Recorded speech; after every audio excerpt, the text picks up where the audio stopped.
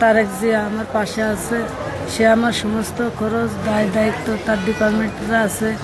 মোহাম্মদ রবুল ভাই আমার পাশে আছে, সারা রাত জাগিছে, জায়গা আমার মনে চেষ্টা করতেছে, জেনে যা খরচ লাগে সব করতেছে। তারেক জিয়া আছে আমার সাথে, ফোনে বলছে যখন যা লাগে তখন তাই সাথে বলছে। আর আমি হলো ডিপার্টমেন্টের কাছে একটাই দাবি চাচ্ছি যে আমার মনে যে শাস্তি দিয়ে এই জঘন্য কাজ করেছে, এই শাস্তির বিচার চাই। আমার কথা যে তাকে একবারে ফাঁসি দিয়ে দিক, যাতে আর কোনো মা বোনের দিকে এরকম চোখ তুলে না থাকে।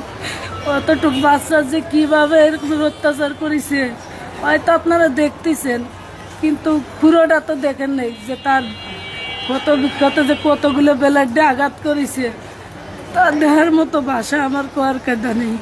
কিন্তু আমার একটাই আবদার মাননীয় তারেক জিয়ার কাছে, সে আমার সহযোগিতা করতেছে, আরও করবি। আর তার সঙ্গে রবুল ভাই আছে, নয়ন ভাই, সেও আমার সহযোগিতা করতেছে।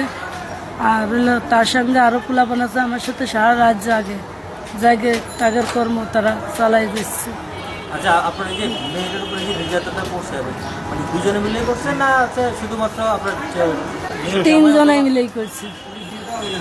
তিনজনে মিলেই করছে। তিনজন মেয়ে, শ্বশুর, জামাই আর হলে বাসুর, তিনজনে মিলে। জি।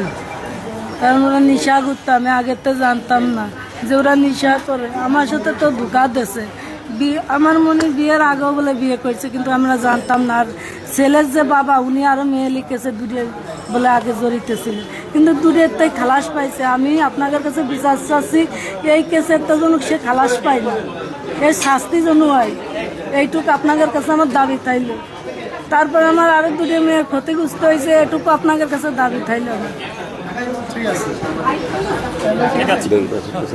দেশবাসীর কাছে, সবার কাছে আমার সাথে দোয়া রয়েছিল। আর তারেক ভাইয়ের কাছে আমি দোয়া চাচ্ছি, আমার জন্য দোয়া করুন।